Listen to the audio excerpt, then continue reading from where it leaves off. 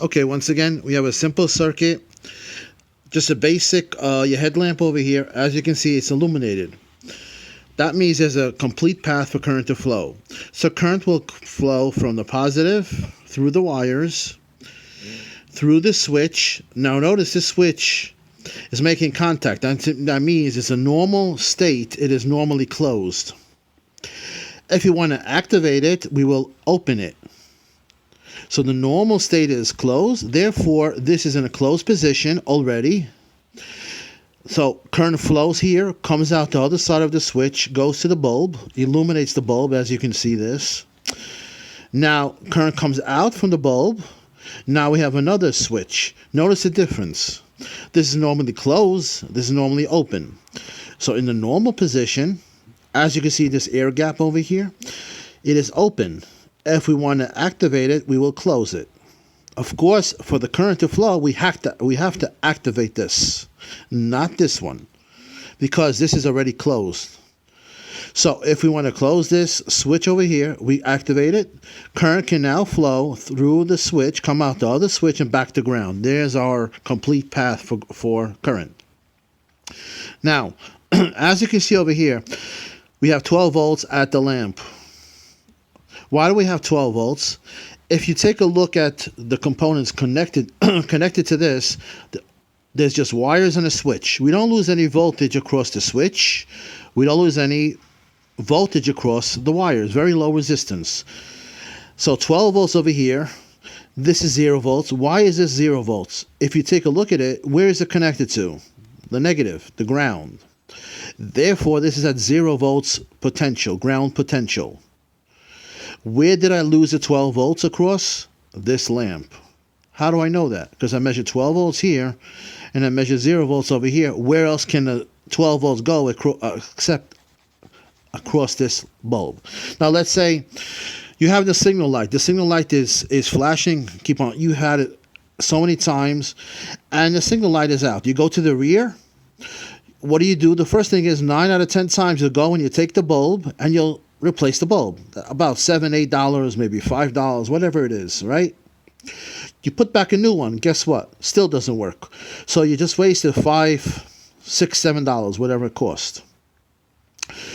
Remember, bulbs have a resistance, maybe 10 ohms, maybe less. You can measure that before you go out and spend $6, whatever you spent on it. Number one, you can measure the resistance.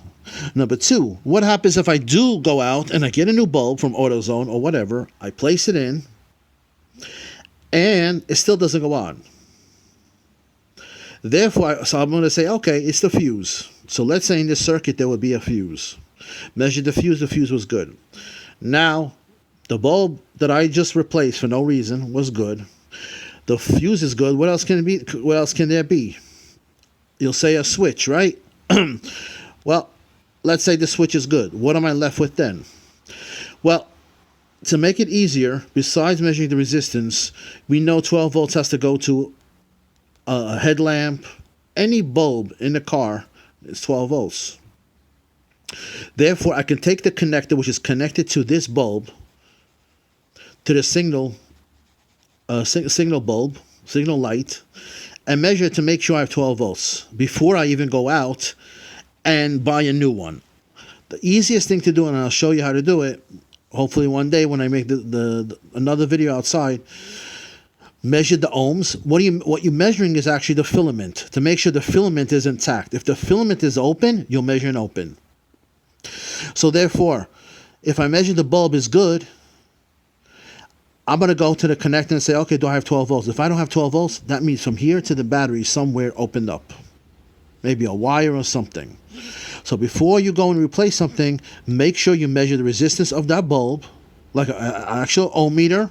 Make sure you measure ohms. If you don't measure ohms and it's open, chances are you replace the bulb and it'll fix it. Now, one thing I was asked by this one, inputs and outputs of a computer. These are inputs, these are outputs. When you have outputs, that means you had an input. If you had an input, you should have an output. What's considered an input? Sensors. This gives current information to the computer what's going on as far as air is concerned, the temperature of the air, the coolant temperature. So these are inputs. Here's one input over here. Here's another input. Here's another input. So therefore, they're going to the computer as a crankshaft position. It's telling it that the engine is spinning. If the engine is not spinning, the computer is going to make decisions. It's going to say, why do I need to give a spark? Why do I need to give fuel? If this is telling me, the crankshaft and the camshaft system is telling me that the engine is not spinning. So therefore, once I go over here and I go and it makes a decision, it comes over here and it says, okay, the solenoids, which would go to in this case, it's the EGR, but it could go to transmission. It could go to, you can have fuel injectors as the outputs. You can have ignition control module controlling the spark. It's going to make a decision to say, you know what, based upon these conditions, the present conditions, I'm going to either open the fuel injectors longer and allow more fuel to go in. I'm going to give the spark earlier or later, depending on these decisions. Therefore, what is that considered? An output. So keep this in mind. But the first thing is always you have to have a B plus and a minus always going to the computer. Thanks for watching.